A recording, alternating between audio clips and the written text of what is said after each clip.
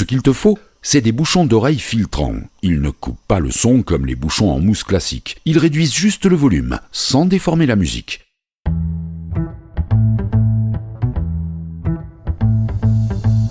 Appareillons, un podcast d'Audilab qui lève le voile sur les aides auditives.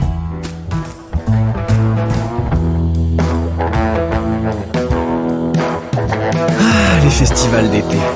Le soleil, les copains, les concerts. Et cette petite voix dans ma tête qui me dit « T'as pensé à tes oreilles ?» Spoiler alerte. Non. Léo, toujours aussi prévoyant, hein? Tu me rappelles moi à ton âge. Sauf que moi, j'avais pas un grand-père équipé d'aides auditives pour me briefer sur l'audition. Et les tympans, ils sont mis à rude épreuve à chaque concert. On en parle? Attends, cette année j'ai innové, hein? Et j'ai mis mes mains sur mes oreilles au moment du drop. Pas mal, hein? Un quoi? Un drop?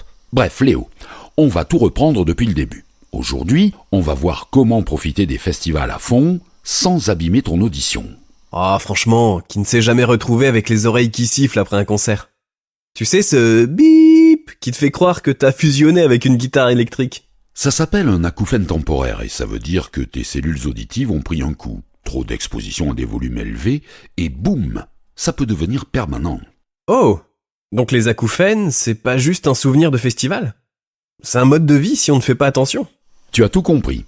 À force d'exposer tes oreilles à des niveaux sonores trop élevés, tu peux endommager les cellules auditives de ton oreille interne. Attends, donc si je perds des cellules auditives, c'est définitif. Elles ne repoussent pas, comme les cheveux? Non, Léo, les cellules auditives ne se régénèrent pas. Et c'est justement comme ça qu'on finit avec une perte auditive irréversible. Ah, c'est tout de suite moins rock'n'roll. Bon, je suis prêt. Donne-moi les stats qui font peur. Avec plaisir. Un concert atteint en moyenne 100 à 110 décibels, soit l'équivalent d'un marteau-piqueur ou d'un avion au décollage. À ce niveau-là, ton audition peut être abîmée en moins de 15 minutes. 15 minutes seulement? Je viens à peine d'écouter 2 morceaux que mon audition est déjà menacée. Oui, et en festival, tu passes souvent des heures exposées à ce niveau sonore, sans même t'en rendre compte. C'est pour ça qu'un jeune sur 5 souffre déjà de troubles auditifs. Bon, donc si je veux continuer à entendre mes musiques préférées sans sous-titres, je fais quoi? Heureusement, il existe des solutions simples pour éviter de transformer ton festival en cauchemar auditif.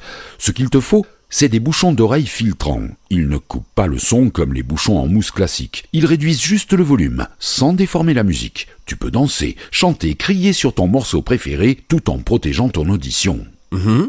Et si je veux quelque chose d'encore plus performant? Dans ce cas, tu peux opter pour des bouchons sur mesure. Un audioprothésiste te fait des protections parfaitement adaptées à tes oreilles. Super confortables, ultra discrètes. Tu les mets, tu les oublies et tes oreilles te remercient. Mais les bouchons ne font pas tout. Pour vraiment protéger ton audition, il faut aussi adopter les bons réflexes. Faire des pauses auditives, s'éloigner un peu des enceintes, marcher quelques minutes, donner à tes oreilles le temps de souffler.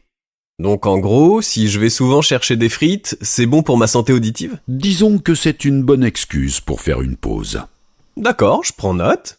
Mais si je viens avec mon neveu de 6 ans, comment ça se passe? Je lui mets des bouchons aussi? Non, pour les enfants, c'est encore plus important. Là, on ne rigole pas. Il leur faut un casque anti-bruit. Un enfant devant un mur d'enceinte, c'est non. Point final. Ok, tout ça a l'air faisable. Mais soyons honnêtes. Qui pense à emmener des bouchons d'oreille en festival? Eh bien, bonne nouvelle. De nombreux festivals en distribuent gratuitement aux stands de prévention. Sinon, tu peux en acheter en pharmacie, en magasin spécialisé ou chez un audioprothésiste. D'accord, mais si après un concert ma tête résonne comme une enceinte, il y a un risque? Si après 24 heures ta gêne auditive ne disparaît pas, il faut consulter un ORL. Plus tu réagis vite, plus tu peux limiter les dégâts. Bon, je retiens. Et cette fois, je vais éviter de me dire ça passera. J'ai compris. Protéger ses oreilles, c'est pas optionnel.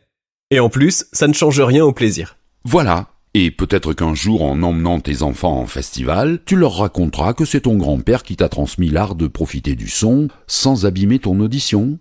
Merci, papy. Et merci à vous de nous écouter. Passez un bel été musical. Les festivals, c'est l'énergie, la musique, l'émotion. Alors pour en profiter pleinement, adoptez les bons réflexes. Protégez-vous, reposez vos oreilles et consultez un ORL en cas de doute. Vos oreilles vous accompagneront longtemps, à condition d'en prendre soin. À bientôt avec Audilab.